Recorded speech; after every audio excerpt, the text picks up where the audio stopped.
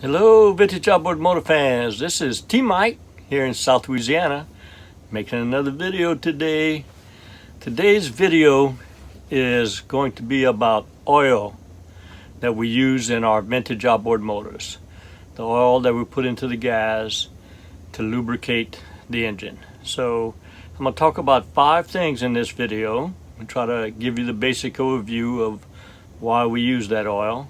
First thing is going to be, why do we put the oil in the gas? What is it, the purpose? Second thing is going to be, why does my engine smoke when I put the oil in my gas? Third thing is going to be the type of oil I recommend you use. The fourth thing is going to be about oil mix ratio, which is a big question in the vintage outboard motor world. And the fifth thing is going to be a rule of thumb I'm going to give you on what oil mix ratio is right for your vintage outboard. So if everybody's ready, here we go. All right, so the first question is, why do we even put oil in our gas? All right, and the reason that we do it is to lubricate the moving parts inside of the power head.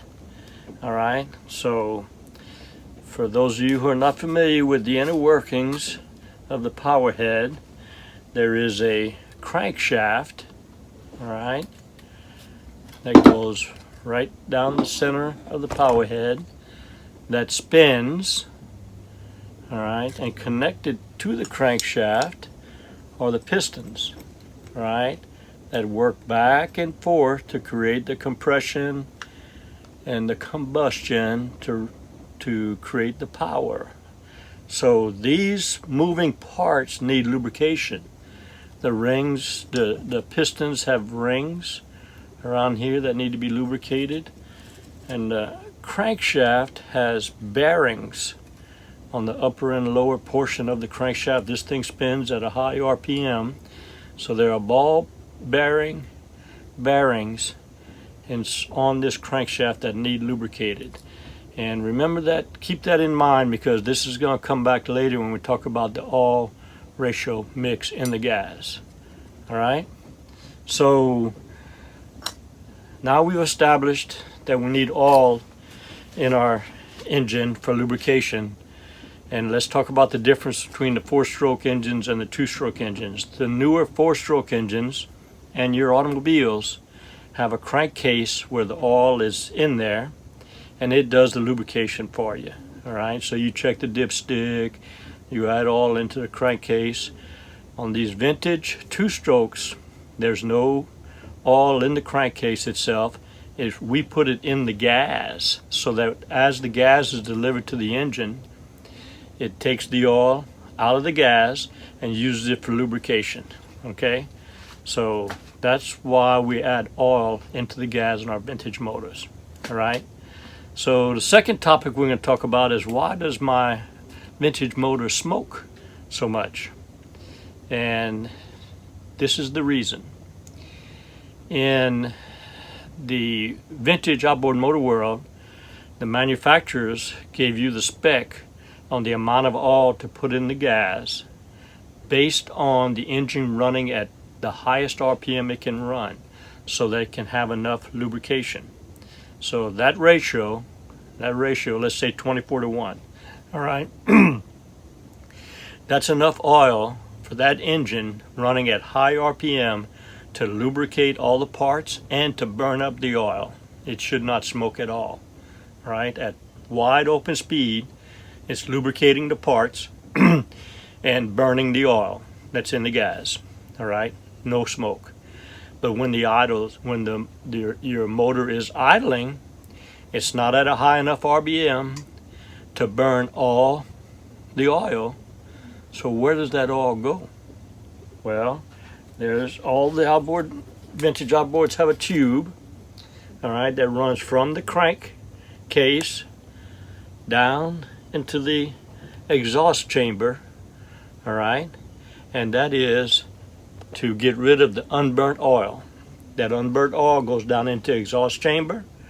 That exhaust chamber's got exhaust in it, which is hot, which burns up the oil in the exhaust chamber and comes out as smoke. So it's important that you understand that if you're running your engine your motor in a barrel or idling it out on the water, it's normal for it to smoke. That's the excess oil that can't be burnt because you're running at low speed. If your vintage motor is not smoking at idle, you're not using enough oil, because the oil ratio is based on the high RPM running. All right, so if you're lowering the amount of oil you put into your engine because of it smoking at idle, you're not having enough oil for high speed. So the bottom line is it's normal for your vintage motor to smoke at low speed. All right, so now let's talk about the type of oil you should use to put in your gas. So I recommend Quicksilver 2-stroke oil. It's available at Academy, all the sporting goods, all the auto zones, all your auto parts houses. That's what you'll find. What's important is that you look for this label that says TCW3. See that TCW3 label? That means it's approved for marine use. The oil is blue, which indicates it's for marine use. If you're buying red oil for air-cooled engines, not the right oil. It needs to be TWC3 approved oil, and I recommend Quicksilver. All right, now let's talk about the oil mix ratio, which is the biggest question in the vintage world. So the answer of what oil mix ratio you should use for your engine is you should look in the spec of the owner's manual and get the recommended oil mix ratio. Okay, so you pick up this old vintage motor from the 1940s and you don't have the owner's manual and you really don't know how much oil mix. Well, I'm gonna give you a rule of thumb to go by, all right, without having an owner's manual that I use for my vintage motors. All right, so before I do that, let's talk about what the mix ratio means. All right, so here's a real handy tool. It's a oil mix ratio bottle. Okay, this is an Atwood 11873-1. You can get it on Amazon for $9.85, and it has all the different oil mix ratios on it. All right, so the oil mix right here for 50-1. If that's your oil mix ratio, you just put in the amount of gas. If you have 2 gallons of gas, then you fill the oil up to the 2 and dump it into the 2 gallons. So that's a handy tool to put your oil in your gas. Now, how do you know what oil mix ratio to use? All right, like I said, the correct thing to do is to get the owner's manual and get the ratio from the oil mix manual. Here's T-Mike's rule of thumb that I go by. All right, if your outboard is a dual hose gas fuel system with the pressurized tank, you should use 24-1 ratio.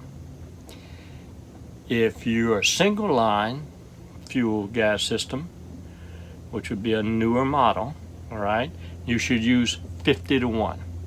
All right, so 50-1 means for every 50 parts of fuel you have 1 part gas. 24-1 means for every 24 parts fuel you have 1 part oil. So 24-1 is twice as much oil as 50-1. So the older models with the dual hose are using twice as much oil than the newer. And the reason for that is going back to the crankshaft and the bearings in there. At about the same time that the outboard industry converted the dual line fuel to the single line, they also converted the bearings in the crankshaft from brass to stainless. So brass needed more oil, thus the 24-1.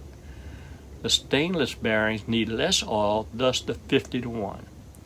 So I have 50 somewhat outboard motors going at all times, and the owner's manuals have all different specs for the oil ratio. So that's the rule of thumb that T-Mike uses. 24-1 if it's a dual line, 50-1 if it's a single line. And that pretty much, if it is an error, it is an error of more oil than less, which is what you want, not to burn up your engines.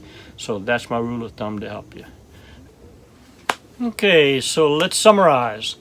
So the reason we put oil in our gas is to lubricate the crank seals and the crank bearings.